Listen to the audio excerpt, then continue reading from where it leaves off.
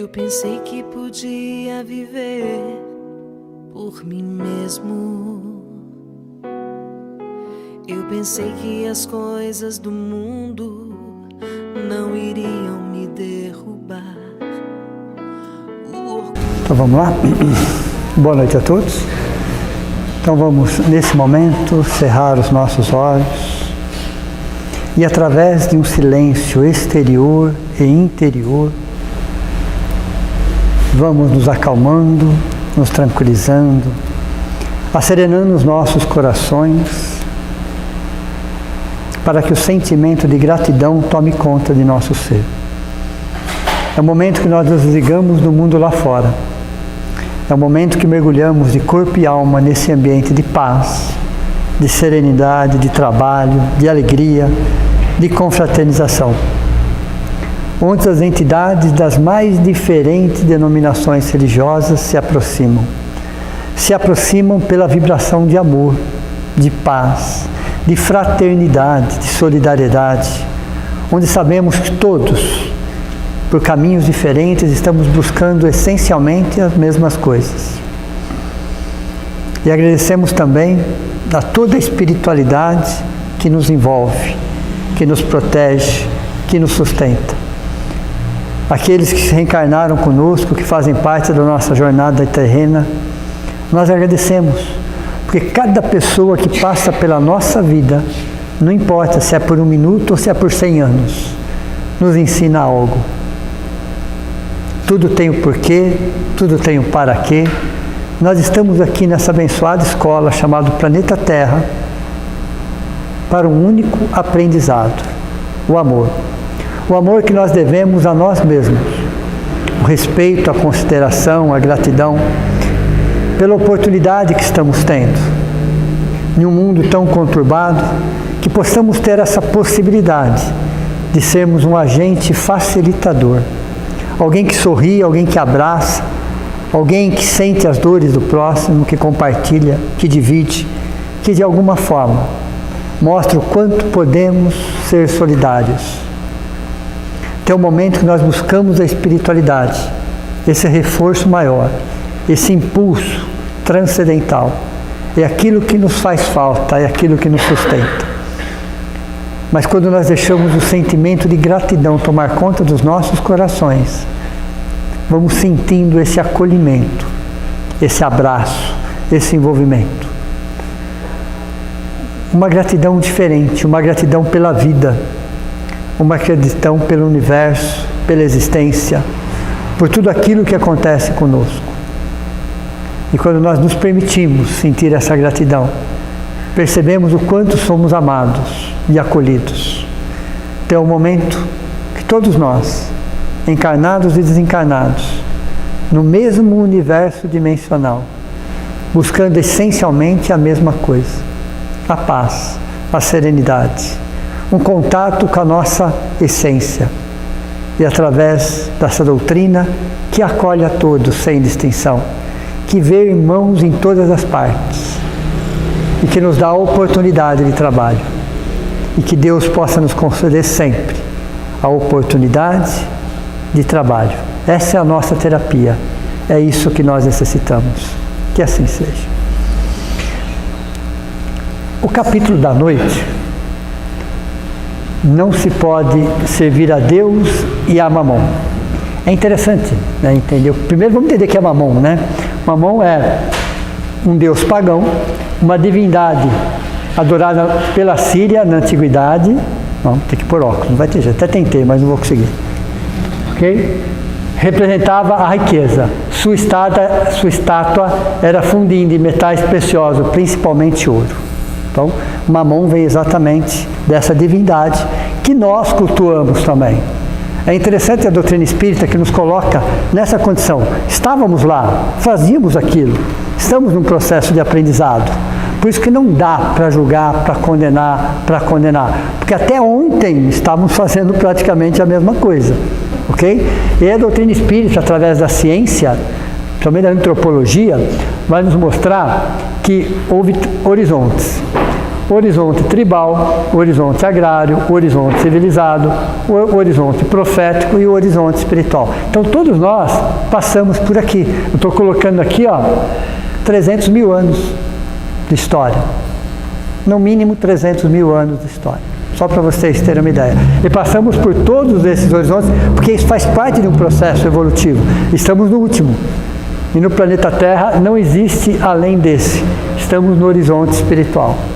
É aqui que nós vamos entender, adorar a Deus em espírito e verdade. Espírito em essência, verdade em conhecimento. E é o século XXI que vai nos dar todo o subsídio científico e filosófico para entender isso. Para quem não sabe, a doutrina espírita do século XXI é uma doutrina científica. Muito da ciência vai estar atrelada aos conhecimentos que nós estamos trabalhando já há algum tempo. Então esse horizonte espiritual aqui vai ampliar os nossos horizontes nesse sentido. Mas era necessário passar por todos esses.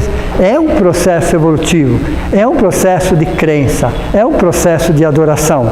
E aí nós temos dentro desse processo as crenças, que são milênios de aprendizados, milênios de aprendizado. É interessante isso. E a fé, ela só é despertada no reino hominal a partir de mundos primitivos. A partir de mundos primitivos. E ela passa pela litolatria, fitolatria, zoolatria, e antropolatria. Então, dentro desses horizontes, você tem todas essas fases de adoração. Tudo isso é muito válido? Sim, sem dúvida. Era a forma que nós víamos, era a forma que nós interpretávamos. Estava de acordo com o nosso momento evolutivo. Então, se isso existe em pleno século XXI, não há problema nenhum nesse sentido. Nenhum nesse sentido. É só uma forma material da gente sentir a divindade. Então, não cabe nenhum tipo de julgamento, ou qualquer condenação, ou qualquer tipo de preconceito. Ok? Porque o que vale realmente é o que nós carregamos no coração. Mas à medida que nós vamos nos libertando dessas crenças importantes, que é diferente de fé. Fé é uma certeza, fé é uma confiança. É uma confiança que nós temos, que nós vamos adquirindo num processo de maturidade espiritual. Fé é algo que você vai conquistando através de estudo, de pesquisa, de reflexões, estagiando em várias escolas cristãs ou não cristãs, não muda nada, porque Deus é único, não importa o nome que você dê para Ele. É até interessante o nome Deus, porque a gente percebe onde nós nos localizamos dentro do nome Deus. É uma particularidade. O eu está dentro de Deus. É como se nós fôssemos o centro. Deu para você entender? Olhando para a palavra Deus, já dá para tirar alguma coisa ali.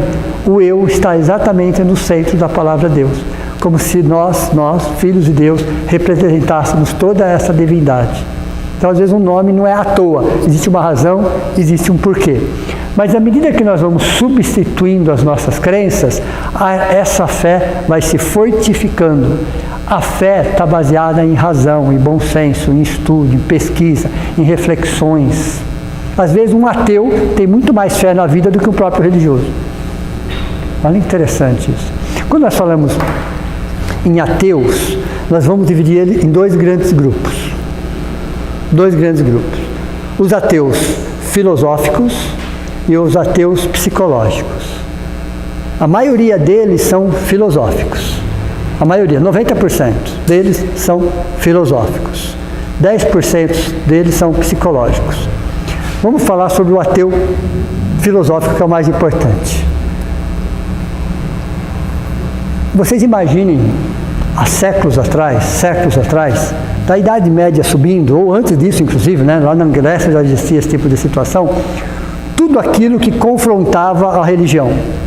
Todo conhecimento, toda descoberta que confrontava. Não que a descoberta confrontava, mas ia contra o quê? Os dogmas.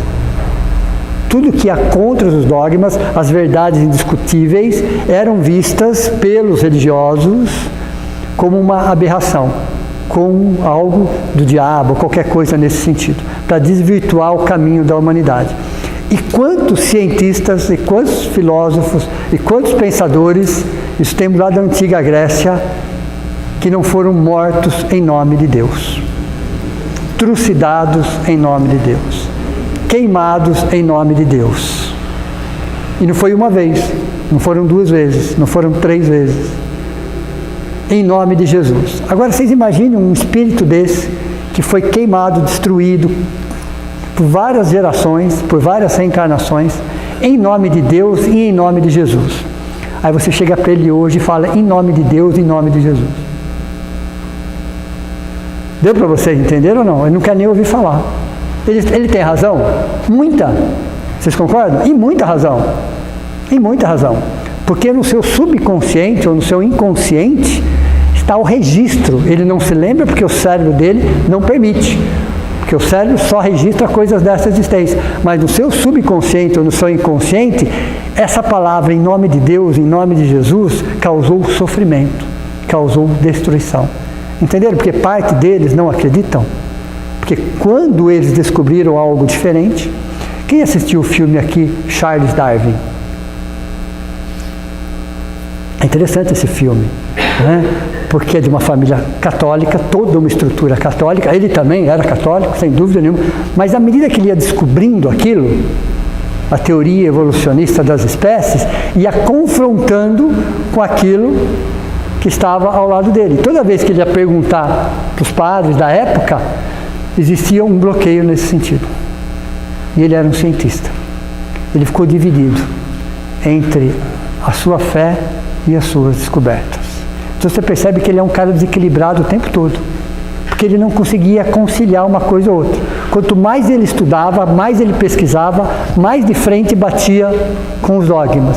Quanto mais ele não pesquisava e estudava, mais vazio ele se sentia. Então o filme inteiro passa o desequilíbrio de um cientista.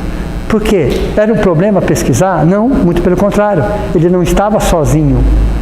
Mas quanto mais ele pesquisava, mais de frente ele batia com seus dogmas. De toda uma sociedade, de toda uma família. Então, para o espiritismo, a teoria da evolução da espécie humana, ela é real, certo? A gente, certo.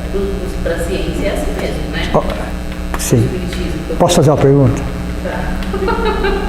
É bom essa pergunta, adorei essa pergunta. Tá. O mundo se divide entre criacionismo e evolucionismo, sim ou não? Já viram essa discussão? Ok? Temos um criacionismo básico, mágico, de Adão e Eva, daquele jeito, não assim? E temos um evolucionismo frio. E aí, como que a doutrina espírita se coloca aí? Ela é criacionista ou ela é evolucionista? Vai cair na prova, pessoal, anotem essa, porque vai cair na prova. Baseado na sua pergunta. Se alguém perguntar para vocês, tá, você é espírita? Sou. Você é criacionista ou você é evolucionista? E onde fica Deus nessa história? Deus criou o princípio. Então, e onde fica a evolução nessa história?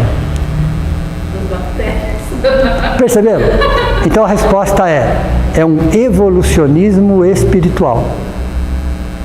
Nem é uma coisa, nem é outra. Você tem um start, Deus, ok? Um criador, mas todo um processo evolutivo dali para frente.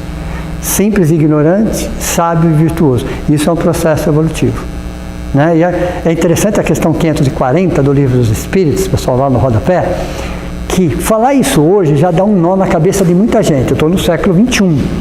Se você falar isso hoje, já dá um nó. Eu imagino essa questão no século XIX, onde se estava pensando no processo evolucionista, e a questão 540 no rodapé fala assim, que tudo se encadeia na natureza, que o arcanjo começou pelo átomo.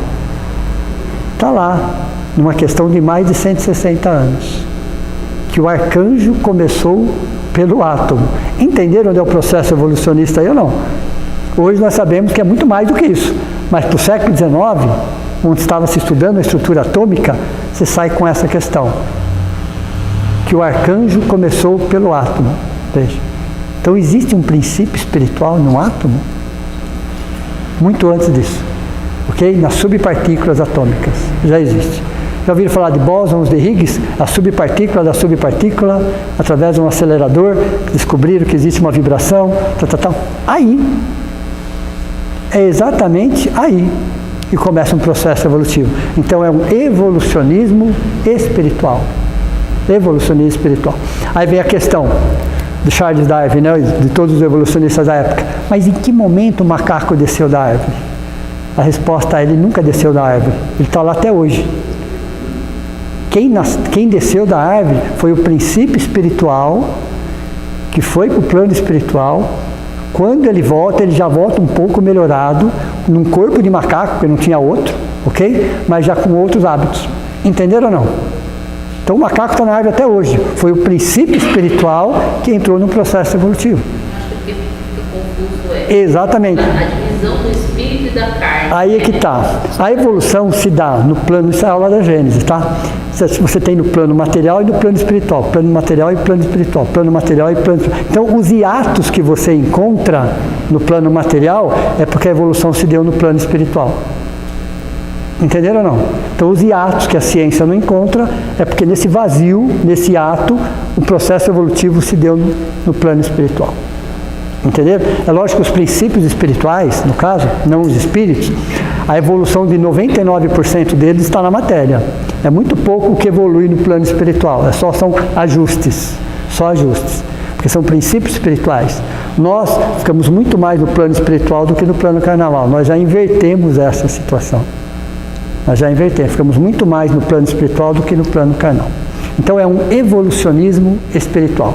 Então ele acaba afirmando todo o processo evolucionista e explica um pouco mais. Alguns hiatos acontecem porque uma parte dessa evolução se dá no plano espiritual, ainda inacessível para a nossa ciência. Ok? Entenderam? O espiritismo é filosofia, ciência e religião. E é interessante que na Gênesis tem uma questão que diz o seguinte, uma frase de Allan Kardec: se sobre uma questão a ciência falar algo, isso ele falou, pessoal, mais de 170 anos atrás, e confirmar o que ela está falando, e o espiritismo falar outro, fique com a ciência. Palavras de Allan Kardec. Olha, interessante. Passaram-se 170 anos. O que vocês acham que aconteceu? Tudo que a ciência evoluiu nos últimos 170 anos só confirmou o que tinha ali. Porque eram espíritos superiores que estavam passando. Não donos absolutos da verdade, mas eram espíritos superiores passando as informações. Então, todo esse processo de crença, nós participamos, todos está no nosso inconsciente, individual e coletivo, nos arquétipos, nas formas de expressão, ok? Mas à medida que você vai evoluindo, você vai transformando as crenças em fé. E a fé é algo inabalável, porque ela anda lado a lado com a razão. Ela evolui, claro que ela evolui, mas ela anda lado a lado com a ciência, com a filosofia, com as artes. É um complemento de tudo isso. Ok? Então veja, chega um momento que a gente começa a perceber que no nosso caso, especificamente, por que a gente fala de Jesus? Porque Jesus é o Cristo planetário. Depois que a gente passar da condição de arcanjo por alguns milhões de anos, seremos chamados a começar na primeira escola de Cristos. Tudo bem? Já estão preparados para isso ou não? Ok? É assim que funciona. Primeiro você começa sendo um anjo da guarda. Depois você passa a ser um anjo de uma família. Depois você passa um anjo da guarda de um pequeno bairro. E aí sucessivamente. Aí o bairro vai crescendo, a cidade pequena, a cidade média, a cidade grande. Aí você pega um estado, aí você pega um país, aí você vai crescendo. São milhões e milhões de anos. Até que chega um ponto que você passa a ser um Cristo planetário, na formação de um planeta Terra. Então no nosso sistema solar existem milhões de Cristos. Existe o Cristo planetário, existe o Cristo do sistema solar, existe o Cristo galáctico, existe o Cristo intergaláctico. Para por aí, né? Chega, tá bom, né? Para por aí, pode falar. Cristo. Sim. Também começou da mesma forma. Da mesma forma. Por que então que ele evoluiu mais rápido do que nós e chegou a um ponto de vista? Então é difícil falar que ele evoluiu mais rápido, é que ele não passou pelo planeta Terra. Sim, ele já era Cristo, então ele encarnou no planeta Terra. No planeta Terra ele já era um Cristo. Sim. Então ele veio depois de um tempo dar o exemplo, servir de guia e modelo. Então os Cristos, em um momento, eles não reencarnam, no nosso caso, eles encarnam. Como nós evoluímos. Não, ele evoluiu como nós evoluímos, ele não evoluiu no planeta Terra. Porque há 4,5 bilhões de anos ele já era um Cristo. Emmanuel, essa é uma frase de Emmanuel. Falou: os mundos pelos quais o nosso Cristo já passou, já não existem mais há bilhões de anos. Entenderam ou não? O Cristo, os mundos pelos quais o nosso Cristo já passou, já não existem mais há bilhões de anos. O planeta Terra vai acabar um dia? Sim ou não? Sim, ele está na metade da sua vida. Isso é ciência falando. É ciência. Tem planetas nascendo agora? Tem. Tem planetas morrendo agora? Tem. O nosso tem uma previsão de 9 bilhões de anos. A previsão é de 9 bilhões de anos. Está em 4,5 bilhões de anos. Estamos na metade. Dá para terminar de pagar o carnê. Fiquem tranquilos. Dá tempo. Esse tempo aí dá para terminar de pagar o carnê. Ok? Dá para terminar. Ok? Então ele tem mais 4,5 bilhões de anos. Chega uma hora que ele não existe mais. Outros planetas estão nascendo. Então, há 4,5 bilhões de anos, falar um pouquinho de Gênesis, né? O Cristo, 4,5 bilhões, com a força do pensamento, porque à medida que você vai evoluindo, você vai perdendo os corpos de manifestação. Nós temos 7 corpos, ficamos só com os 3 primeiros. Ok? Que é o átmico, que é a essência, o búdico e o mental superior. Os outros 4 a gente não precisa mais, quando nós estamos nessa condição. Aí é só a força do pensamento. 2 energias. A energia do pensamento e a energia criadora. Esse Cristo, o planeta Terra não existia. Numa explosão solar que existe até hoje, uma massa incandescente se desloca e ele pega essa massa incandescente com a força do pensamento, leva até aproximadamente 150 milhões de quilômetros do Sol. 149 milhões e 800 mil quilômetros, para ser mais preciso. Tudo bem? E por que nessa distância? Em estado líquido.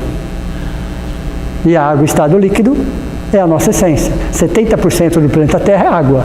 70% do nosso corpo físico é água. Vocês concordam ou não? Então, nessa distância, a vida se manifestaria dessa forma. Se fosse antes era vapor, se fosse depois era gelo. Então, nessa distância, tudo é matemático. Ele fez isso. Aí alguns bilhões de anos de estabilização, para depois de 3,5 bilhões de anos aparece o primeiro ser vivo.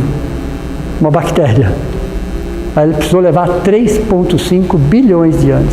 Primeiro uma evolução química, depois uma evolução biológica. Entenderam? E a gente vem aparecer aqui, 300 mil anos atrás, mais ou menos. E nos achamos. Deu para vocês entenderem? Então, isso é um Cristo. Chegaremos lá? Vai demorar um pouquinho, mas chegaremos. Ok? Chegaremos. Porque essa é a nossa função. Oi? Eu fiz faculdade de meio ambiente. Ótimo, excelente. Eu tinha professores que falavam que as teorias, por exemplo, de as coisas que a gente faz com o meio ambiente tem consequências. Tem consequências, sim. Mas a história de aquecimento global, que o mundo vai acabar e que tudo vai acabar, não existe pela conta. Sim. Não existe. Certo? Não. É lógico que o ser humano, com as suas ações, ele traz prejuízos para si mesmo. Sim. Isso é um fato. Ok? Pelas nossas ações, sem dúvida nenhuma. Mas é a natureza respondendo às nossas ações. Mas dentro dessas ações, você tem toda uma coordenação de um Cristo e os seus ministros diretos. Está tudo de alguma forma, sob controle deles, até hoje.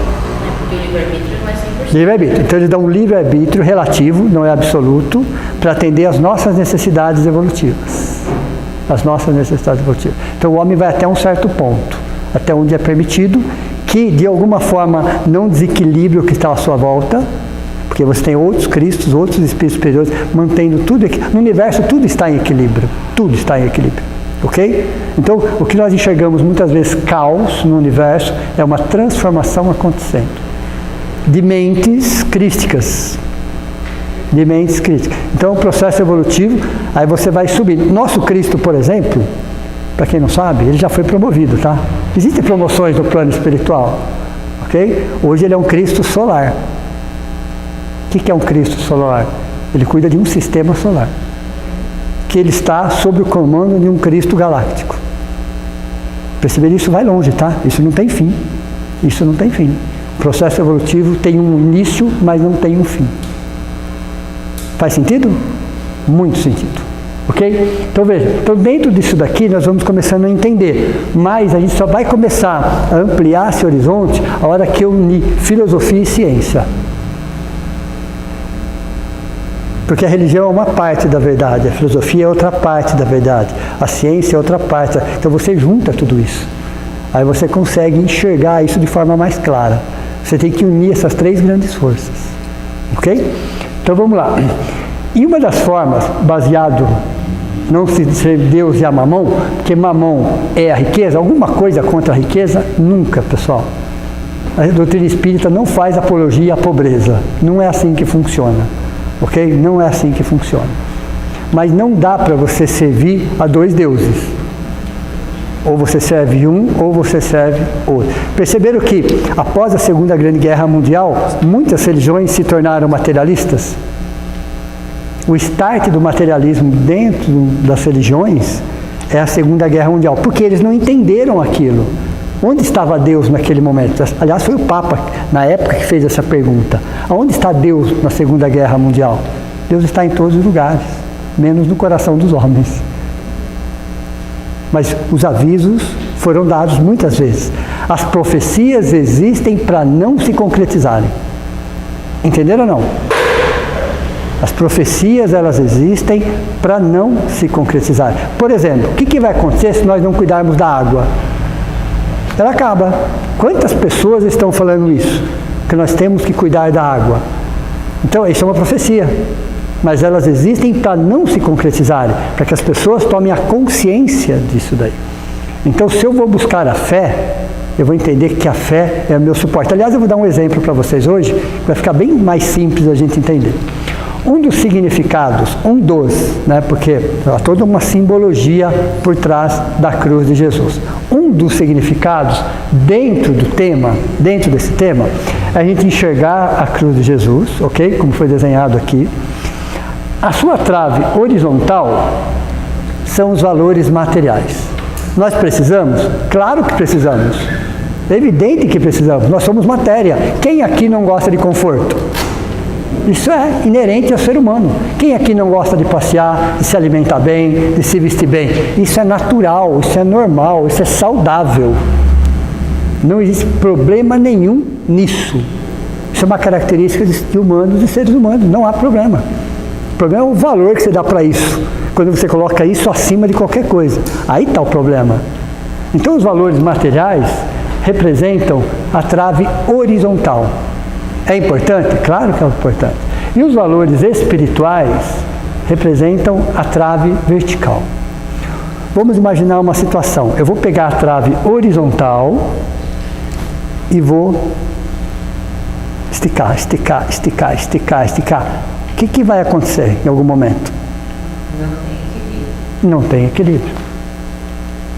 Veja, se eu começar a adorar mamon, só riquezas materiais, só prosperidade material, eu vou estar alongando a trave horizontal. Que ela é importante? Claro que ela é importante, mas ela tem que ser menor do que a trave vertical.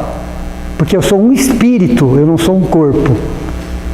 Eu sou um espírito. E vai chegar um momento que eu vou precisar deixar tudo isso para trás. Sim ou não? Até o corpício vai ficar para trás. Vai, porque ele não me pertence, ele pertence à natureza. Ele veio da natureza, ele retorna para a natureza para dar vida a outros seres. Para outros seres. Pode ser do reino vegetal, pode ser do reino animal, pode ser do reino nominal, não importa, é matéria orgânica. Ele volta para a natureza e ele é devolvido para um ser, para continuar um processo evolutivo. Então, se eu sou um espírito e não levo nada, nem o corpo, que valores que eu vou levar? Aí vem aquela perguntinha, né? Quem é você? Essa é a pergunta. Quem é você? A maioria não sabe a resposta. Que vai falar nome, sobrenome, profissão, né? parentes, não são de família tal, sei que lá tal, sei que lá tal. Você está falando de personalidade, que ficou no túmulo, que ficou junto com o seu corpo.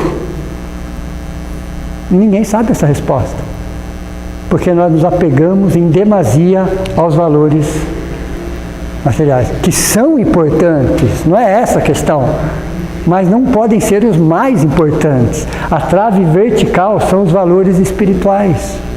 São os valores espirituais. Então, posso ter a trave horizontal? Posso, qual é o problema? Mas o que está fincado aqui, olhando para cima, olha a setinha, aqui eu estou na horizontalidade. Horizontalidade. Aqui eu estou na verticalidade. Eu estou com os pés no chão, enfincados na terra, porque preciso, ok? Então essa cruz está enterrada no chão, mas olhando para cima. Olhando para cima. E aproveitando os valores materiais para evoluir, para crescer, para usufruir. Mas tendo a certeza que nada, absolutamente nada me pertence. Nem o corpo físico. É como uma grande loja de departamento. Vocês lembram da loja de departamento, do exemplo? É exatamente isso. O planeta Terra é uma grande loja de departamento. Com uma porta de entrada e uma porta de saída, e uma está de frente com a outra. Você já nasce e olha e você sabe que existe a outra na mesma direção, em linha reta. E você está indo para a direção dela. Você pode fazer todas as curvas que vocês imaginarem, mas você está indo na direção dela. Pode levar 80, 90, 100, 110, 120 anos, mas você vai chegar. Para entrar nessa loja de departamento, eu preciso de uma roupa, corpo físico. Para sair da loja de departamento, eu tenho que devolver a roupa, porque ela também é da loja de departamento. E aí, o que eu levo? O que eu levo? Nada. Se eu me apeguei só nisso, nada, absolutamente nada. Ok? Então, faz apologia à pobreza? Nunca fez. Nunca fez. Ok? Mas mostra qual é realmente o valor das coisas. Qual é o valor das coisas. Então, veja. Então, dentro disso aqui, eu vou perceber que a alegria que muitas vezes nos falta é justamente a alegria que devemos aos outros. Olha que conceito interessante da doutrina. Muitas vezes nós reclamamos da alegria que nos falta. É exatamente aquela alegria que devemos aos outros. Na quarta-feira passada, num trabalho mediúnico, é muito interessante esse exemplo. Aí eu pedi permissão se eu poderia usar esse exemplo. Tu não pode usar, sem problema nenhum. E um espírito, no plano espiritual, okay? Já tinha sido resgatado numa colônia espiritual, e ele estava muito magoado, muito ferido, muito machucado, revoltado também. Por quê? Ele contou toda a história dele, e ele disse que ele nunca foi amado, nunca foi acolhido, foi abandonado, foi judiado. Ele foi traçando tudo aquilo dentro dele, traçando. Ele trazia essa revolta, essa mágoa, esse ressentimento por tudo e por todos, que nunca ninguém o acolheu. Foi falando, quase 20 minutos ele foi falando. Só que ele estava numa colônia espiritual, ok? E ele estava muito perto de um berçário. Estou falando de uma colônia espiritual. E um orientador disse assim para ele: sabe todo esse amor que você não recebeu, que você não teve? É exatamente esse amor que você tem que dar para alguém. Tem um bebezinho aqui precisando de um pai. Então tudo aquilo que você não recebeu, pode dar para ele. E aí? Perceberam? Como muda? Deu um giro de 180 graus? Ao invés de reclamar, de questionar, de se magoar, de ferir daquilo que ele não recebeu, é a oportunidade dele dar tudo aquilo que ele não recebeu. Então o vazio existencial dele seria preenchido não por aquilo que ele não recebeu, mas por aquilo que ele vai passar a doar. Entendeu? Interessante isso. Isso no plano espiritual. Ele estava perto de um berçário. Ele falou: você deixa ele aqui 7 horas da manhã, você vai trabalhar, você volta no final da tarde, pega ele de volta, leva para o abrigo, no final de semana você leva na sexta e você devolve na segunda.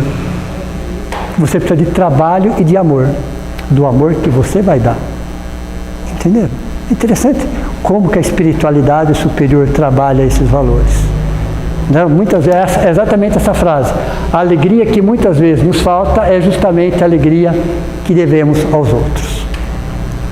Vocês se lembram uma vez que eu fiz uma analogia de um banquinho de 3 pés? Confiança na espiritualidade, confiança em algumas pessoas e confiança em si mesmo. Então, um banquinho de 3 pés está equilibrado, porque cada pé tem a sua função e eles estão do mesmo tamanho.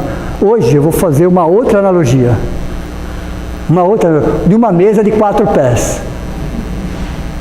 Hoje é a analogia de uma mesa de 4 pés. Eu vou usar essa mesa aqui, ok? Não precisa nem ser tão forte como é essa, mas imagine uma mesa de 4 pés.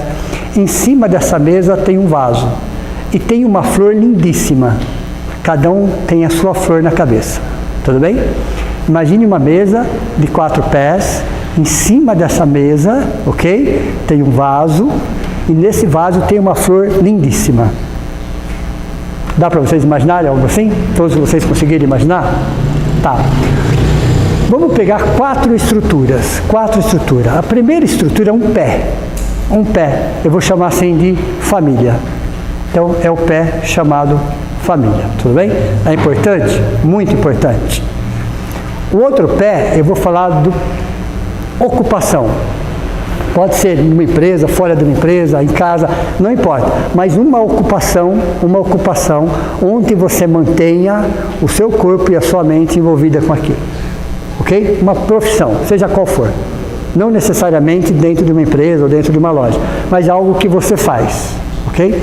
Então o segundo pé é a questão profissional. Importante?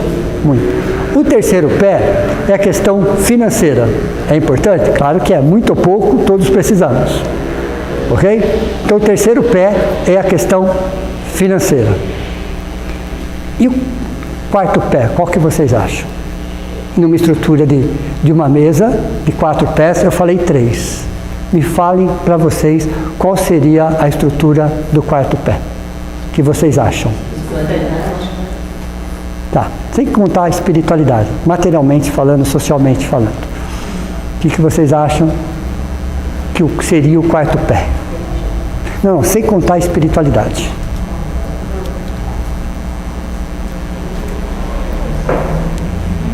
Um relacionamento, pode ser? Pode ser? Então eu tenho um pé financeiro, um pé profissional, uma ocupação, um pé chamado família e um pé relacionamento, pode ser? Ok? Então essa mesa está estruturada em 4 pés. Poderíamos ser uma outra estrutura, tá? Aí vocês imaginem quais seriam os 4 pés da mesa de vocês. Aqui eu só dei um exemplo. Cada um escolhe aí o que de acordo com a sua vida, de acordo com os seus valores.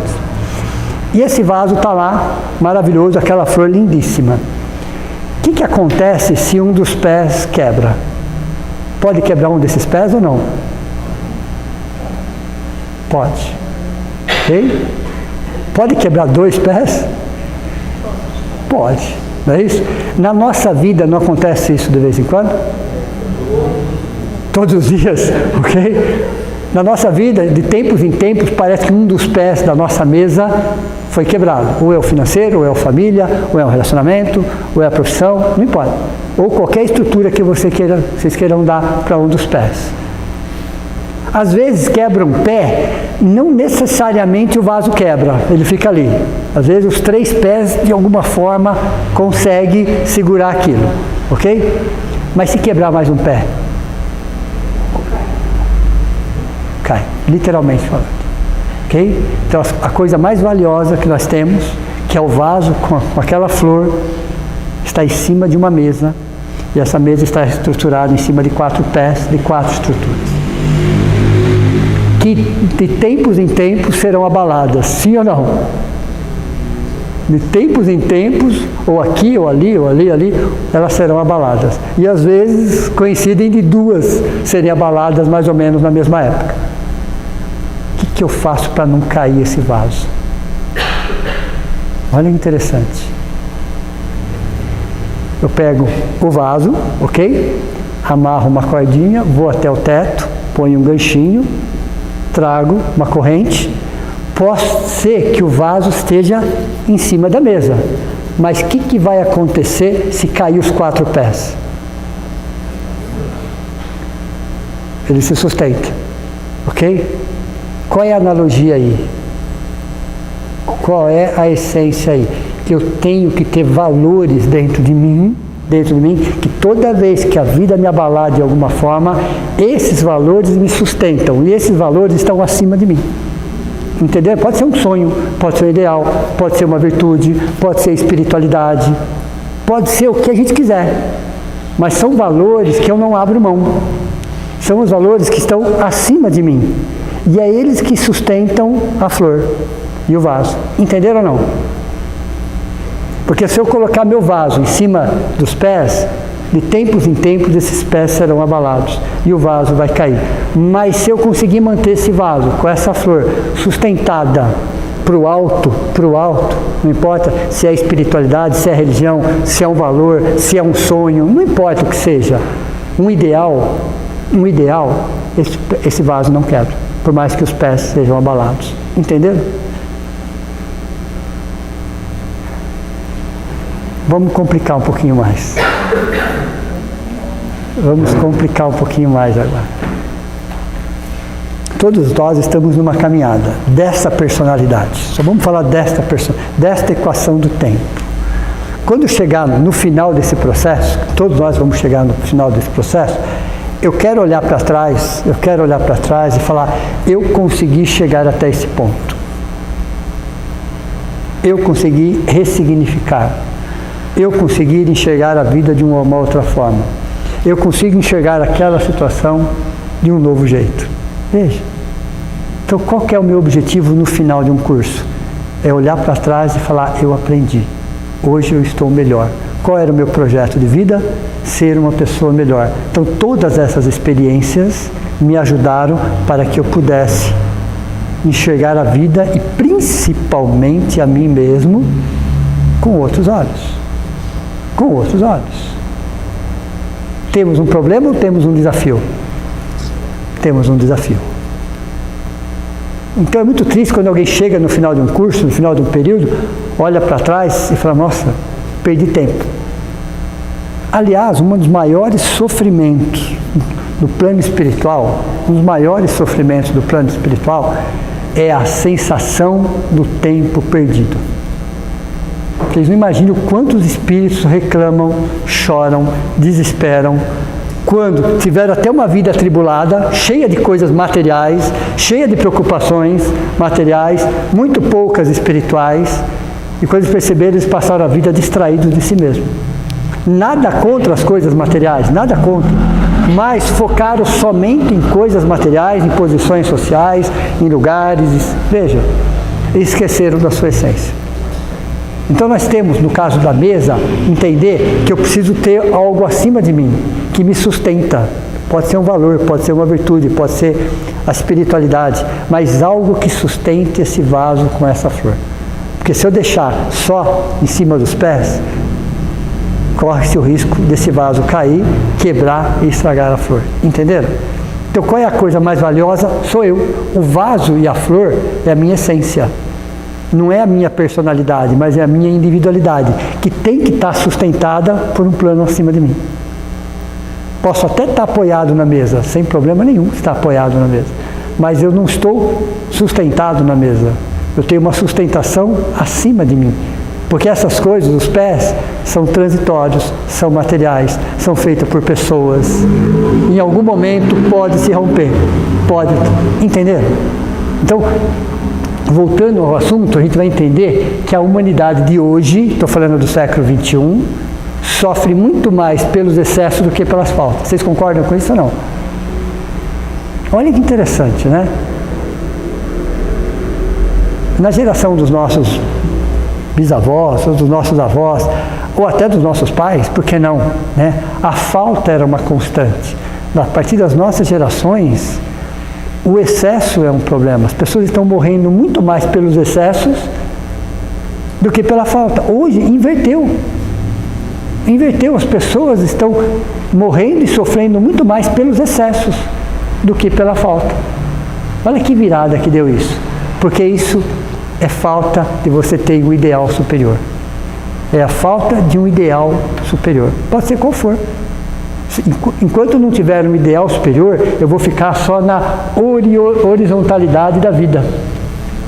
E aí eu alimento algo dentro de mim, todos nós temos, até um certo ponto é positivo e saudável, até um certo ponto, passou disso, já não deixa de ser positivo e saudável, é a questão da ambição.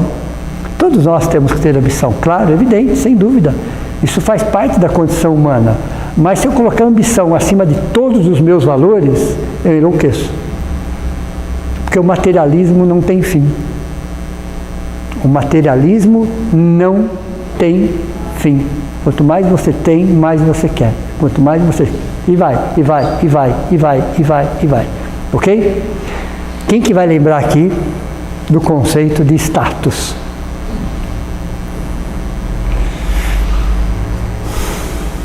Ninguém vai lembrar? Eu compro e eu não preciso com o dinheiro que eu tenho para mostrar mais que eu não sou. Quase, chegou a 90%. Ela chegou a 90%. Vamos lá, comprar aquilo que não precisa com o dinheiro que não tem para provar para as pessoas que não gostam aquilo que não é. Entenderam? É isso. É porque quem gosta de você e ponto. Então é comprar aquilo que não precisa com o dinheiro que não tem para provar para as pessoas que não gostam aquilo que não é. Olha, isso é materialismo. Isso é um materialismo. Você está muito mais preocupado com o que está fora de você do que com você. Com você.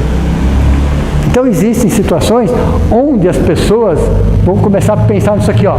O orgulho é a maneira desenvolvida pelo egoísmo. O orgulho é a maneira desenvolvida pelo egoísmo para camuflar o que somos, a fim de vivermos a fantasia do que gostaríamos de ser. Qual que é a maior dor que nós sofremos no século XXI? A dor e ilusão. A dor e ilusão. Da auto-ilusão, inclusive. Entenderam?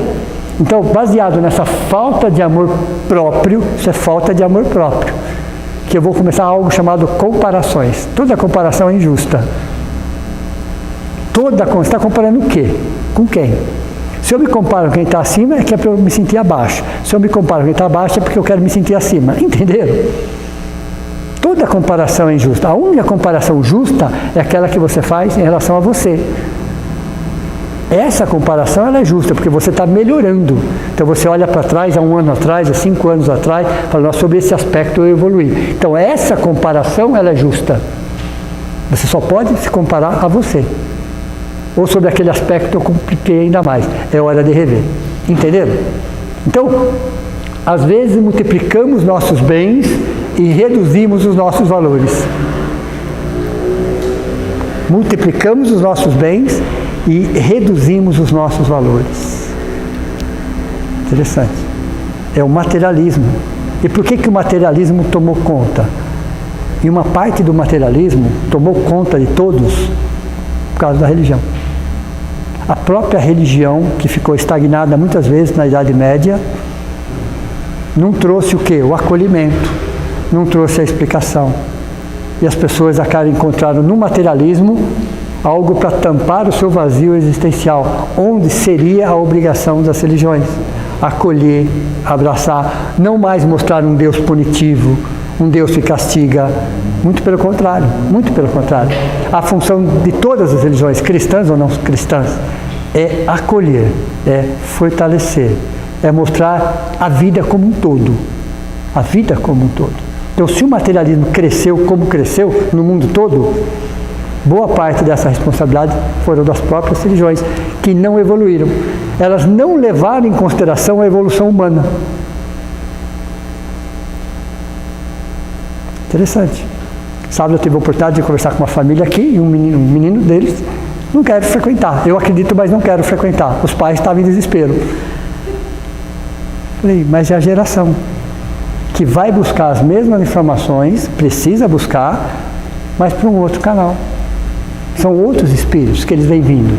Têm as mesmas necessidades, mas buscam por canais diferentes. Temos que incentivar, temos que participar, mas você percebe que os canais são diferentes.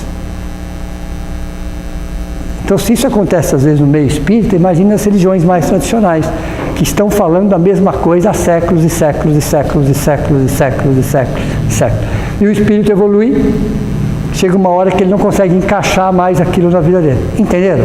Ele quer crer, mas ele quer que a sua crença ou a sua fé seja de uma forma mais racional, mais objetiva e mais direta. Então podemos viver o mundo, sim, sem dúvida nenhuma, mas a gente vai começar a entender, por exemplo, que o que eu estou fazendo no planeta Terra, qual é a minha função? Reencarnei para quê exatamente? A doutrina espírita ela tem 7 princípios básicos. 7 princípios básicos. Ok? Que não são princípios espíritas, são princípios universais estudados pela doutrina espírita. Primeiro, Deus. Segundo, imortalidade. O segundo princípio. Mas vamos parar só nesse 2, por enquanto. Mas todas as religiões falam de Deus, de espiritualidade, às vezes com um nome diferente, sem problema nenhum. Mas todas falam da existência de um ser superior e da imortalidade, ok? Mas falar é uma coisa, vivenciar é outra. 80% dos problemas do mundo estariam resolvidos somente vivenciando esses 2 princípios. Deus e imortalidade. Não precisava nem dos outros 5 que a gente precisava. Só esses 2 já era suficiente. De todas as religiões ou filosofias espiritualistas. Porque você traz a ideia de um ser superior, ok? E da imortalidade. Da imortalidade. Aí a doutrina espírita traz o terceiro. O terceiro é a reencarnação. A pluralidade das existências. Depois você tem a lei de causa e efeito. Lei de causa e efeito. Aí você tem a pluralidade dos mundos habitados. Todos os mundos são habitados. Aliás, para que existe toda a matéria disseminada no universo? Já fizeram essa pergunta? Para que existe a matéria disseminada no universo?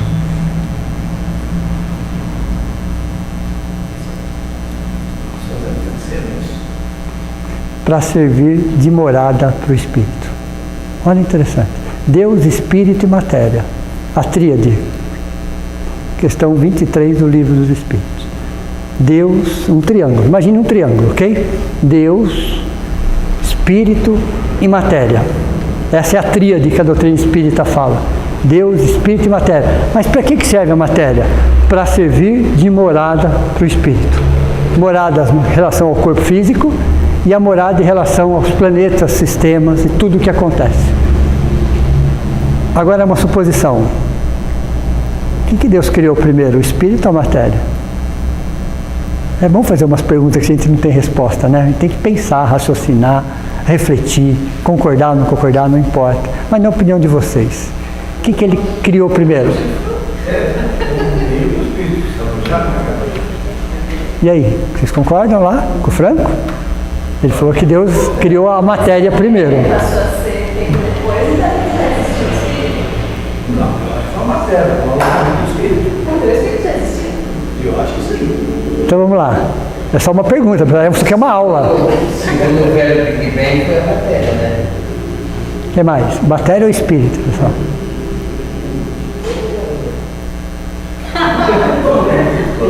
Quando eu resolvi uma pessoa aqui, né? Deixar um propósito pessoal aqui dentro, você não nota? Você tem que tirar a terra, a matéria, para depois jogar aqui dentro. Bem jogado ainda, né?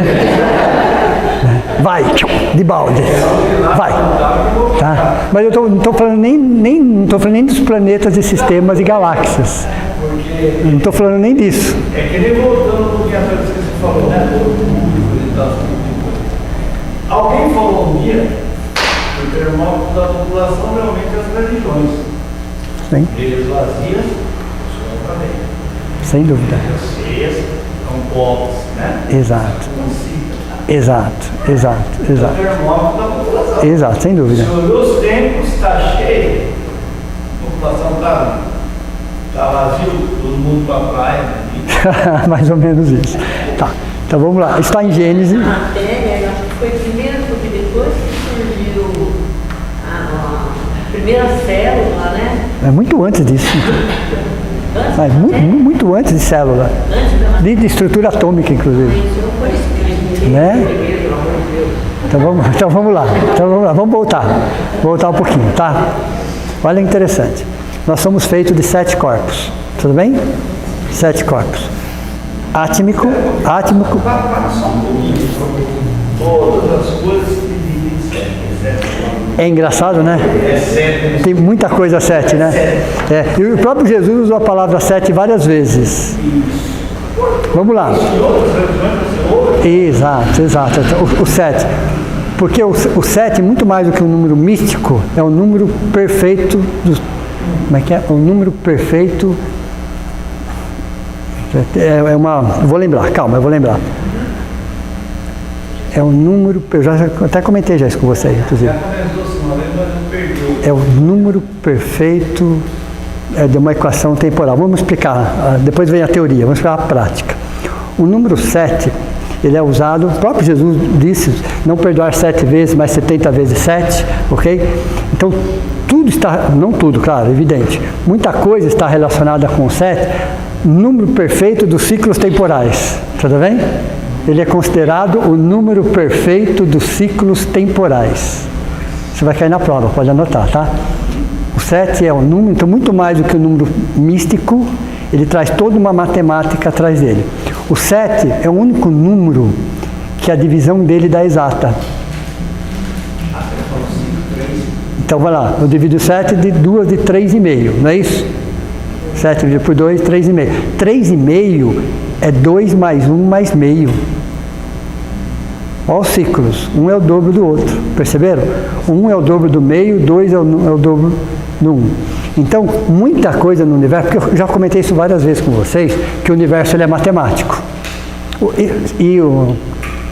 Alguns meses atrás, um físico, né, está no YouTube inclusive, ele tem uma forma que fala 1 sobre 137. Já viram isso ou não? É um número que explica muita coisa no universo, 137 inclusive. Ok? E muita coisa que acontece, movimentos, está sobre essa equação 1 sobre 137. Então, é toda uma equação explicando toda a equação do universo. Então, o universo ele é matemático.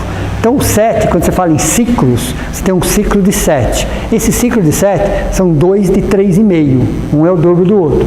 E o 3,5 é 2 mais 1 mais meio. Ó, número perfeito dos ciclos temporais. É o único número que dá essa divisão. Então, nessa divisão, você tem uma evolução de meio, aí você dobra ela, é uma evolução de 1, você dobra ela, é uma evolução de 2, e aí sucessivamente. Dentro dessa evolução, desse círculo, eu divido em 4 pontos. Mínimo, médio subindo, máximo, 3/4 aqui e fecha o ciclo. Então, todo o nosso processo evolutivo se dá em 4 fases dentro de um ciclo. Esses ciclos são setenários. Mas o nosso processo evolutivo, aqui na Terra, nós evoluímos de 0 a 7, 7, 14, 14, 21, 21, 28, 28, 35, 35, 42, 42, 49, 49, 56, 56, 63, 63, 70, 70, 77, 77, 84. São ciclos setenários. E aí, tchau. 84, né? Aí tchau e começa outro ciclo. Setenário. Se você pega é uma escada. Lá em cima é o 42, vocês concordam ou não? Porque 84 é o final, então 42 é o máximo. Então você vai subindo. Cada ciclo 07 tem uma característica. 7, 14 tem outra característica. 14 e 21, até chegar no máximo, crescente. Aí você vem 42 descendo.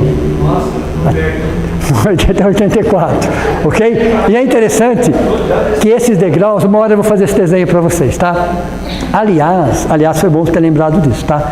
Em dezembro eu vou dar uma paradinha aqui, nessas aulas em dezembro. Só vou ver a data, vai ser 2 aulas, eu vou falar sobre sexualidade. Tudo bem? Só vou ver a data e eu passo para vocês. 2 terça-feiras. Uma só sobre conceito e a outra a gente vai entender algumas coisas a mais. Tudo bem? Bom ser lembrado sobre isso. E aí o ano que vem eu vou fazer ciclos da vida. E é interessante que essa escada que sobe e para no 42, ela desce.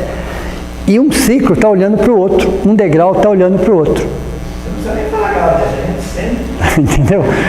E um degrau, o que acontece? Um degrau está olhando para o outro, tem as mesmas necessidades.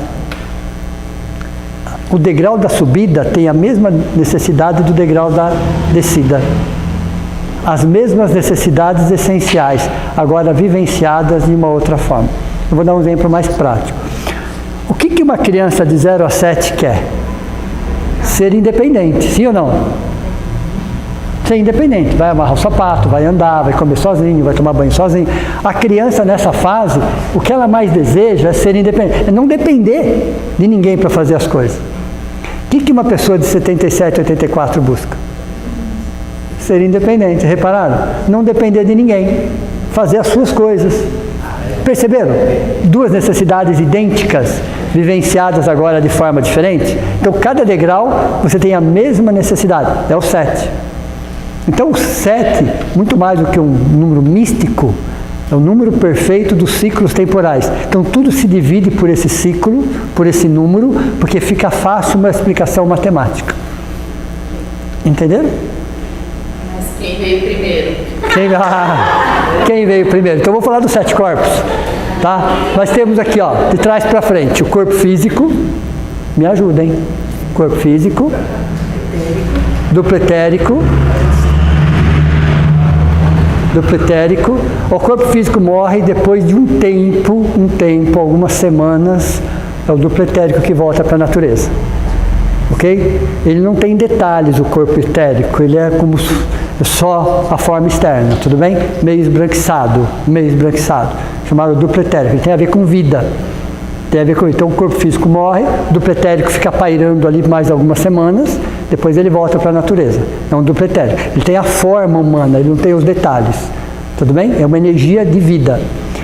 Saindo do duplo etérico eu tenho o corpo astral, pode ser astral, espiritual. Ok? Forma humana. Ok? E aí eu tenho o mental inferior. Esse é o quaternário inferior. Esse é o nosso lado humano. Tudo bem? O quaternário inferior não tem a forma humana, ela é uma forma ovalada.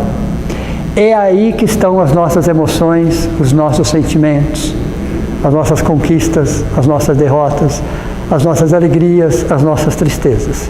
Ele passa para o corpo espiritual, que passa para o duplo etérico, que passa para o corpo físico. Tudo bem? Entenderam? O corpo físico é a materialização de um sentimento. A materialização de um sentimento está no corpo físico. Vamos para o ternário superior. Esse é o quaternário inferior. Ok? Esse é o quaternário inferior. 4 corpos. O ternário superior, ele é formado do corpo mental superior, ok? Búdico. Na verdade é 1 mais 6, tá? A gente fala 7, mas é 1 mais 6. O que é o mental superior? O próprio nome já diz. Todas as nossas virtudes, todas as nossas qualidades, ele é também de forma ovalada. Ele é também de forma ovalada, ok? Todas as qualidades, as virtudes estão muito mais ali. O búdico significa arquivo, almoxerifado. Todas as nossas experiências, desde o momento da criação, todas as nossas experiências estão registradas no búdico. Todas. Imagine, que processador é esse? Bilhões de anos de experiências, tudo arquivado ali. E o átmico, que é a essência, que é o espírito. Chega um momento que você não precisa mais do quaternário inferior. Tudo que ele podia ensinar você, ele já ensinou. Você fica só com o ternário superior. Os corpos dos espíritos superiores é o átmico, búdico e o mental superior. Eles podem reencarnar, ok? Eles trazem a informação, mas eles agem só com os 3 primeiros, nem tem os outros 4. Ok? Então esse átmico, tudo para explicar, dar essa resposta, tá? Tudo isso para dar essa resposta. O átmico é a centelha. Okay? Vou chamar de centelha. Não é o nome mais apropriado, mas não existe outro nome para dar. É a mônada, é a centelha, é a fagulha, qualquer coisa nesse sentido. Nós não temos analogia para expressar o espírito. Ok? Esse espírito, que é a imagem e semelhança do Criador, é imaterial. ok? Imaterial. É até difícil para a gente entender alguma coisa nesse sentido, ok? Ele é imaterial. Mas para ele se manifestar na matéria, ele precisa ter o primeiro corpo. Sem o primeiro corpo, ele não tinha condições de manifestação, que é o búdico. O corpo búdico já é um corpo material. Então, necessariamente, de uma matéria extremamente sutil, quase que uma matéria pura, é formada o búdico. Então, a matéria vem primeiro que o espírito. Porque precisava revestir o espírito. A sua resposta está certa. Pode ser de 1 segundo, o tempo de 1 segundo, mas veio primeiro. Pode falar. Em algumas situações, o espírito é guardado ovalado. Aí é ovoides, é diferente. Porque ele é muito tecido, não está na hora de voltar, é mais fácil de guardar, menos espaço, né? Por que isso? Então vamos lá. Agora é a parte mediúnica. Estamos no livro dos médiuns. Saímos da Gênesis e vamos para o livro dos médiuns agora. Tudo bem? Vamos lá. O livro dos médiuns diz que a forma humana é a nossa forma. Tudo bem? O que acontece se nós ficássemos sem movimento nenhum em cima de uma cama? Oi? Estorvo? Não é exatamente isso. Não é exatamente isso. Ok? O que acontece? O que acontece com o corpo físico que está em cima de uma cama? Ele vai fechando até chegar à forma fetal. Leva anos para isso, mas ele vai fechando. Vocês concordam? Ele vai fechando porque ele vai na forma fetal. Porque o corpo não se movimenta mais. Então a tendência é ele voltar para a sua origem. Estou falando dos ovoides aí, esquecem o mental superior, tá? Esquecem isso daí. Os ovoides são espíritos fixados em uma monoideia de mágoa, de ressentimento, de culpa, de desejo de vingança. Eles não pensam em outra coisa. 24 horas por dia. O que acontece com o seu corpo espiritual? Só que o corpo espiritual é 1000 vezes mais leve que o corpo físico. Perceberam a força do pensamento dele? Aí quando ele começa por conta própria a se fechar, você tem processos obsessivos. Aí você tem processos obsessivos nesses espíritos que se fixaram num sentimento muito pesado. Isso leva a existências, não é numa única existência. Esses espíritos são espíritos humanos, claro, evidente, mas é que perderam a sua conformação física, forma humana. Eles são usados em processos obsessivos porque eles sugam as energias das pessoas. Eles estão inconscientes, eles ainda estão fixados naquele sentimento de séculos. Tem um livro, Ícaro Redimido, dessa grossura, ok? Espírito Adamastor.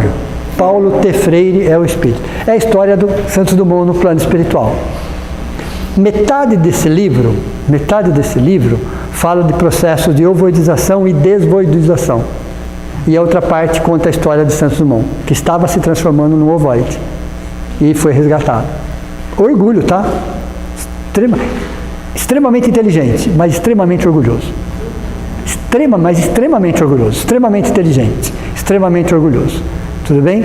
E ele, é engraçado que depois que ele foi recuperado no plano espiritual, ele ganhou um prêmio no plano espiritual por uma invenção dele, e não foi o avião. Interessante, né? Não foi nem lembrado por causa disso. Porque ele era um gênio, ele era um cientista. Ele descobriu um monte de coisa, ele inventava um monte de coisa, ok? E uma das suas viagens, viajava muito de navio naquela época, ok? Muitas pessoas caíam dos navios e morriam. E o navio não ia parar para socorrer ninguém, ok? E ele ficava muito incomodado com aquilo. As pessoas caíam simplesmente, não tinha a segurança que tem hoje nos navios. Ele inventou dentro de um navio um tipo de um canhão que lançava boias. Com o navio em movimento, ele salvava as pessoas. Ele nunca se preocupou com isso. De tanta coisa que ele inventava, ele é lembrado no plano espiritual por essa invenção. Tem uma estátua dele no plano espiritual por causa desta invenção, de tanta vida que ele salvava. Então ninguém lembra dele por causa do avião. Lembra dele por essa invenção. Então é um livro que fala, metade do livro é extremamente técnico esse livro, ok? Que fala sobre o processo de ovoidização. E o que é a desvoidização?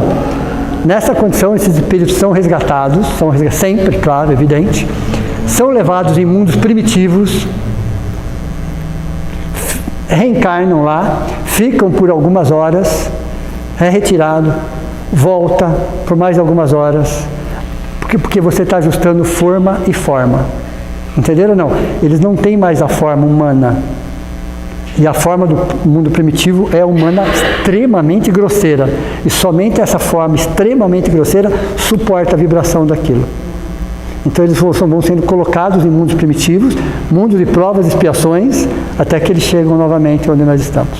Entenderam ou não? Não que ele passe milhões de anos no processo. Não, pessoal. Isso é algumas décadas na nossa contagem. Até para ajustar forma e forma. Então, ovoidização, no caso, é um processo de monoideia, onde você atrofia o seu corpo espiritual.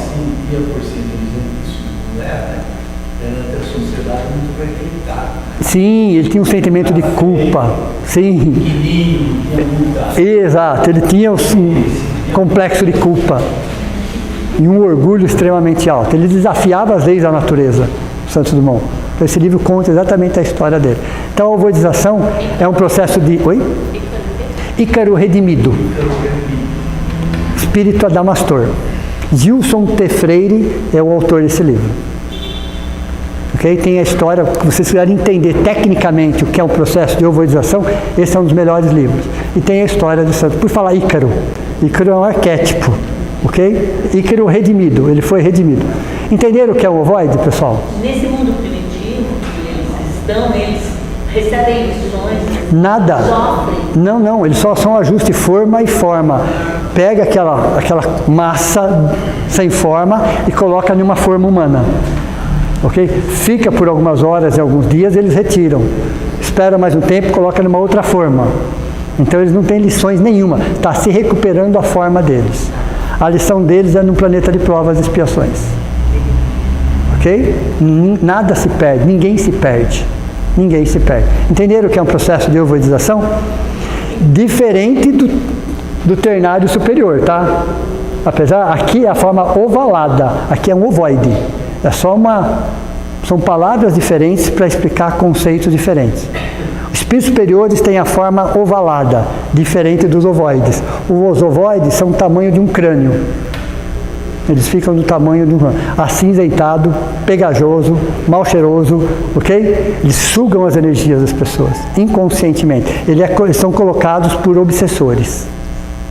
Obsessores colocam para sugar as energias das pessoas. Tudo bem? Depende do padrão vibratório de cada um. Vai depender do padrão vibratório de cada um. Tudo bem? Entenderam? Então, quando a gente começa a entender todo esse processo, e todo esse dinamismo da vida, a vida é muito dinâmica, mas é muito dinâmica. Aliás, o conceito vida, pessoal, nosso conceito é muito pobre quando nós falamos em vida. É muito mais amplo do que a gente pode imaginar. É como, uma outra palavrinha, que o nosso conceito é muito pobre, muito pobre, é quando a gente fala sexo. Na nossa cabeça é uma relação sexual de dois corpos. É isso? Também é isso. A espiritualidade fala assim, também é isso. Mas é muito mais do que isso. Então, nas aulas que eu vou trazer para vocês em dezembro, eu vou estar explicando exatamente esse conceito visto pela espiritualidade superior. Ok? Os cristos planetários, eles são deuses também? Não. Depende da forma que você pode chamá-los. Deus só existe um. Só existe um Deus. Acima de todos os cristos que você... Acima de todos os cristos existe Deus. Só tem um Deus. Podemos chamá-los de deuses com letra minúscula? Até podemos. Demiurgos. Tem algumas filosofias que falam que é muito difícil a gente se aproximar de Deus porque ele está muito distante. Agora, a gente aprendeu aqui também que nós temos essa centelha, que também é Deus dentro de nós, não é? Uma partezinha, uma centelha de Deus. Como que a gente então se comunica passando por essa infinidade de Cristos? Então, para se conectar com Deus? Para se conectar com Deus? Muito mais simples, muito mais fácil, muito mais rápido, muito mais tranquilo. Eu já conversei com pessoas assim. Então vamos lá, pessoal. Vamos se conectar então. Tem uma frase, através de uma frase, que diz o seguinte: procurei o Senhor meu Deus e não o encontrei. Não procurem, pessoal. Vocês não vão achar ele em lugar nenhum. Ok? Procurei a minha alma, nesse caso a essência. Ok? Não encontrei. Não procure. Ela não está em lugar nenhum. Procurei o meu irmão e achei os três. Entendeu?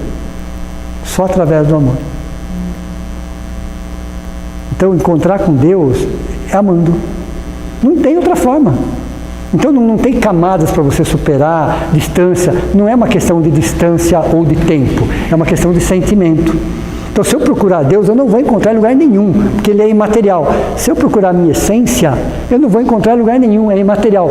Mas se eu procurar o meu irmão, o meu próximo, eu vou encontrar os três. Mas na essência de todas as coisas que estão aqui, é Deus. De uma flor, de tudo. É Deus. É Deus. É Deus. Então, é Deus. Fica assim meio perdido, porque tem pessoas ensinando Sim. que realmente a gente consegue se conectar com espíritos acima da gente um pouquinho. A gente consegue conversar com esses espíritos.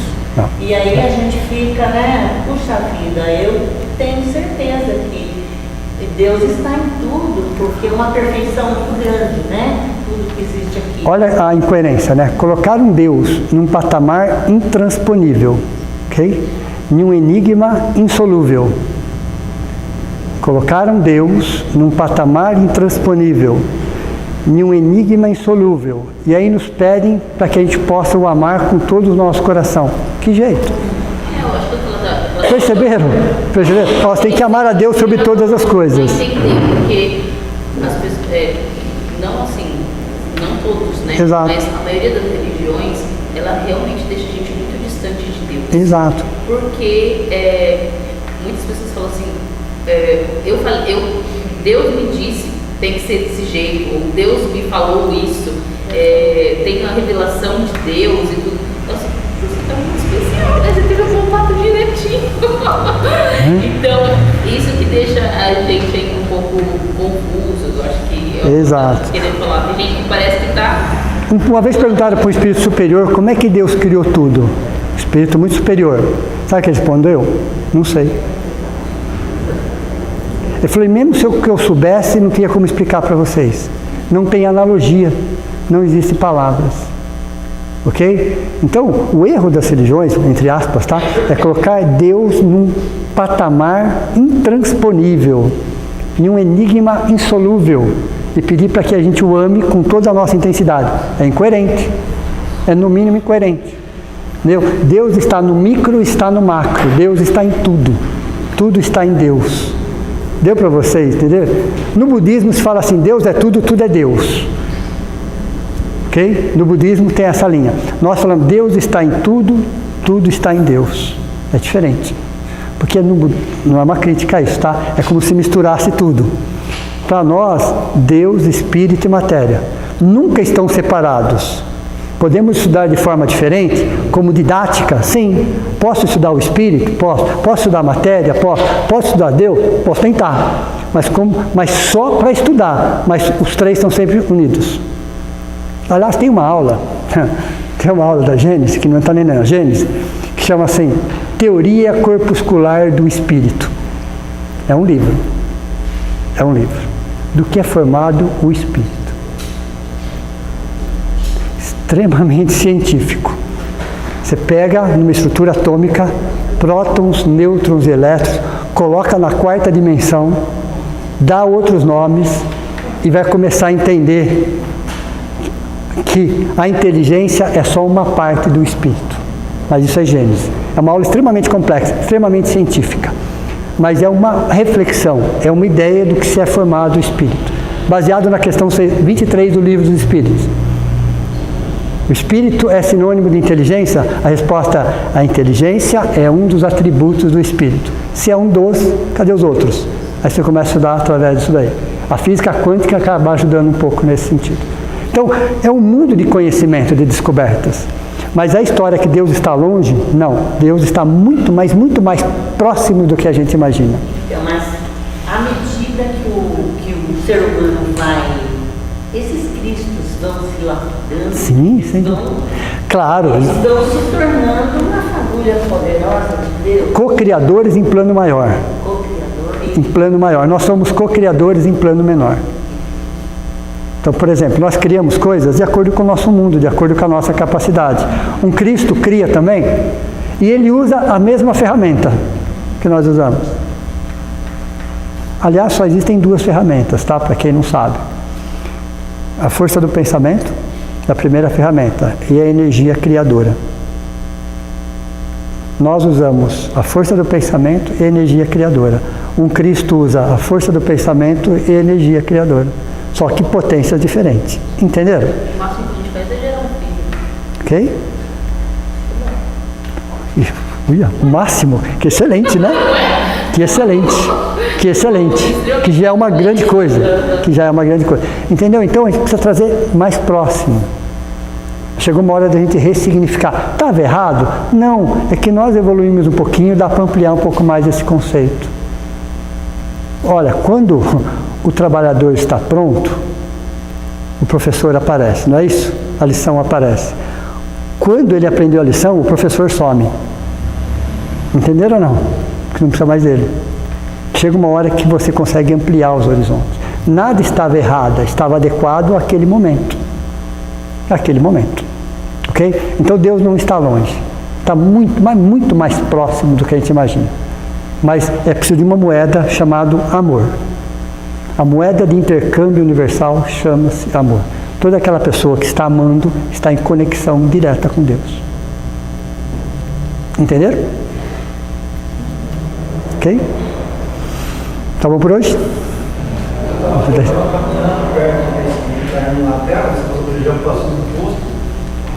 Oi? Eu estava correndo atrás desse que entrando na tela, ele já subiu de... Ele já subiu de posto. Ele já subiu de posto. Ele já é um Cristo planetário. Solar. Só para fechar, é um pouquinho polêmico. Está gravando? Tá um pouquinho polêmico. Eu adoro polêmica, tá? Quando nós fazemos uma oração ou uma prece,